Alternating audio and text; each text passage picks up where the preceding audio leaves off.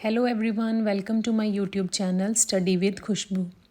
तो जैसे कि आप लोगों ने अगर मेरी पिछली वीडियोस देखी हैं तो आपको पता होगा that we have started with the new series of teaching aptitude and this is going to be our 10th video. इससे पहले की वीडियो में हमने concept of teaching, characteristics of teaching, objectives of teaching, nature of teaching और इससे पिछली video में general principles और साइकोलॉजिकल प्रिंसिपल्स ऑफ टीचिंग को डिस्कस किया है। हमारी आज की वीडियो है qualities of a good teacher, कि एक अच्छे शिक्षक, एक इफ़ेक्टिव जो टीचर है उसकी क्या क्वालिटीज़ होनी चाहिए। सबसे पहले क्वालिटी जो हमारे टीचर में होनी चाहिए वो है communication. A good teacher explains concept clearly and listens to every student. एक अच्छा शिक्षक जो है वो हर एक कंसेप्ट को बहुत अच्छे से एक्सप्लेन करता है और हर एक बच्चे की बात को अच्छे से सुनता है और समझता है। अगर टीचर और स्टूडेंट में एक अच्छा बॉन्ड क्रिएट हो जाता है, एक ट्रस्ट डेवलप हो जाता है, तो उससे क्या है, बच्चों में बेटर अंडरस्टैंडिंग होनी शुरू हो जाती है और वो टीचर के साथ अच्छे से इंटरेक्ट करना शुरू कर देते हैं। अगर टीचर अच्छे से कम्युनिकेट करता है स्टूडेंट्स के साथ, तो उससे स्टूडेंट्स जो हैं वो टीचर को अपनी जितनी भी प्रॉब्लम्स हैं स्टडी रिलेटेड और साइकोलॉजिकली रिलेटेड, वो अच्छे से अपने टीचर के साथ शेयर कर पाते हैं, जिससे जो है उनकी डेवलपमेंट और उनकी प्रोग्रेस में इन्हेंसमेंट होती है। सो एक गुड टीचर को अच्छे से कम्युनिकेट करना चाहिए अपने लर्नर्स के साथ, अपने स्टूडेंट्स के साथ। Next quality is strong values. एक टीचर रोल मॉडल की तरह होता है स्टूडेंट्स के लिए। जिस तरह से टीचर एक्ट करता है उसी तरह से बच्चे टीचर को फॉलो करते हैं। सो टीचर में खुद में ऑनेस्टी, इंटेग्रिटी और मॉरल वैल्यूज़ ज़रूर होने चाहिए। टीचर के अंदर अगर खुद में मॉरल वैल्यूज़, एथिक्स होंगी तो तभी वो बच्चों में ये वैल्यूज़ को इनकलकेट कर पाएगा। Next is knowledge. एक टीचर में जो उसका सब्जेक्ट है जिसको वो पढ़ा रहा है उसकी एक स्ट्रॉन्ग सब्जेक्ट नॉलेज होनी चाहिए, कि एक स्टूडेंट के जो भी कंसेप्ट्स हैं उस सब्जेक्ट के रिलेटेड वो उसको अच्छे से जो है वो समझा सके, उस बच्चे को उसके सारे डाउट्स क्लियर कर सके।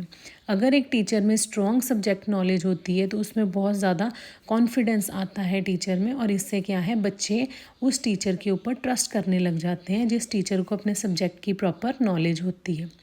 Next is motivation. एक गुड टीचर जो एक इफ़ेक्टिव टीचर होता है वो हमेशा बच्चों को इंस्पायर करता है नया सीखने के लिए और ग्रो करने के लिए। जितना टीचर बच्चों को इनकरेज करेगा, मोटिवेट करेगा, उतने ही बच्चे जो है वो ज़्यादा कॉन्फिडेंट बनेंगे। Next is leadership quality. Teachers जो हैं वो गाइड करते हैं बच्चों को और मैनेज करते हैं क्लासरूम को इफ़ेक्टिवली। जो एक गुड टीचर होगी उसमें लीडरशिप क्वालिटी ज़रूर होगी। Leadership quality doesn't means dictatorship. Leadership means कि उसमें इस तरह से एक कैपेबिलिटी होगी टीचर में कि वो स्टूडेंट्स को सिंपैथी के साथ, एम्पैथी के साथ और डिसिप्लिन के साथ जो है वो अपने कंट्रोल में रखेगी। Next is research. टीचर को हमेशा अपडेटेड रहना चाहिए। जो नए नए ट्रेंड्स इवॉल्व होते हैं, नए मेथड्स आते हैं, जो भी नए आइडियाज़ आते हैं, क्योंकि कंटिन्यूस लर्निंग अगर टीचर्स करते रहेंगे तो उनकी जो टीचिंग क्वालिटी है वो हमेशा इम्प्रूव होती रहेगी। Passion to teach. एक टीचर में पैशन होना चाहिए पढ़ाने का। टीचिंग जॉब जो है वो सिर्फ एक सोर्स ऑफ इनकम ही नहीं होना चाहिए। टीचर के अंदर एक जज्बा होना चाहिए कि मुझे अपने बच्चों को पढ़ाना है, इनकी ग्रोथ देखनी है, इनको डेवलप होते हुए देखना है कि इनमें ये सोसाइटी में अच्छे से फिट रह सके, सोशली फिट हों। तो टीचर के अंदर एक पैशन होना चाहिए। Creative quality is very important, क्योंकि आज के टाइम में जहाँ स्किल्स की बात होती है, इनोवेशन की बात हो रही है, तो क्रिएटिव टीचर्स जो हैं वो बहुत ज़रूरी हैं। क्योंकि जितना ज़्यादा क्रिएटिव होगा टीचर उतना ही वो पढ़ाई को ज़्यादा फ़न वे में बच्चों को पढ़ा पाएगा, इनोवेटिव नए नए मेथड्स यूज़ करेगा कि बच्चों की लर्निंग जो है वो अच्छी हो और बच्चे अच्छे से हर एक चीज़ को समझ पाएँ। Next is empathy.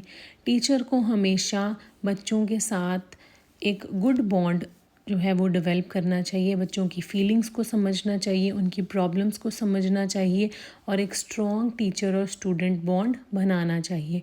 टीचर और स्टूडेंट का सिर्फ काम यही नहीं कि टीचर ने कंटेंट डिलीवर किया और बच्चे ने समझ लिया। No, teacher should develop a good bond with the students. Next is flexible. Teacher जो है वो हमेशा फ्लेक्सिबल होना चाहिए, उसको डिफरेंट लर्निंग स्टाइल्स जो है वो अडेप्ट करने चाहिए, क्योंकि इंडिविजुअल डिफरेंसेस होते हैं बच्चों में। कोई दो बच्चे सेम नहीं होते। अगर एक बच्चे को एक मेथड से समझ आ रहा है तो ज़रूरी नहीं दूसरे बच्चे को भी उसी मेथड से समझ आए। तो what will happen with the flexibility, if a teacher is flexible he और she will be able to meet the diverse need of the students.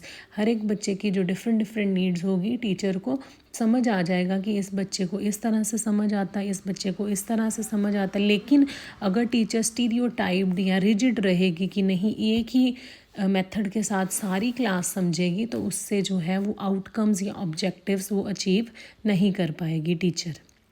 Next is the positive attitude. बच्चों को हमेशा मोटिवेट करना चाहिए टीचर को, कभी उनको review, कभी उनको स्कोल्ड या नैगिंग नहीं करनी चाहिए कि तुम ये नहीं कर सकते, तुम वो नहीं कर सकते।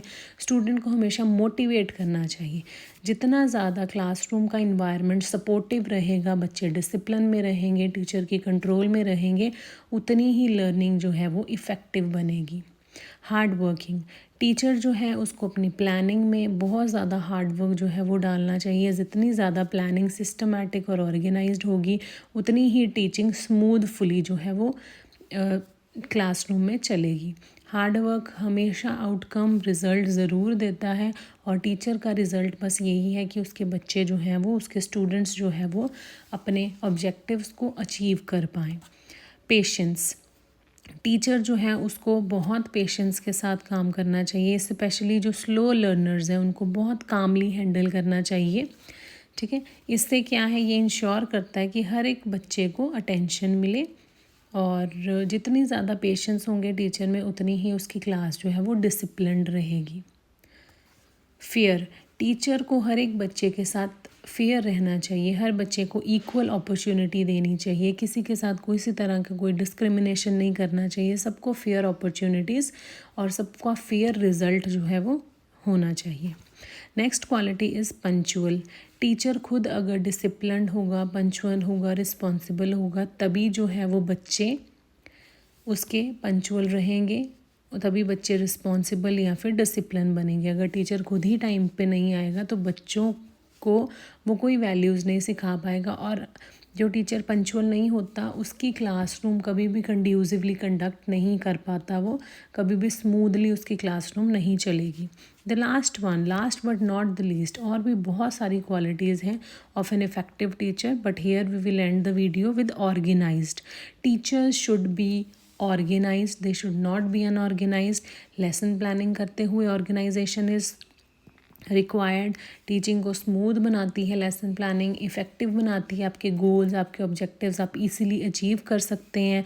आपकी क्लासरूम जितनी मैनेज्ड और ऑर्गेनाइज्ड रहेगी, उतनी ही आपकी लर्निंग जो है बच्चों की बिल्कुल ठीक रहेगी, उतना ही आपका करिकुलम जो है वो ऑन टाइम, आप लोग जैसे आपने प्लान किया है वैसे ही आप फिनिश कर पाएंगे। So these were the qualities of an effective teacher और qualities of a good teacher.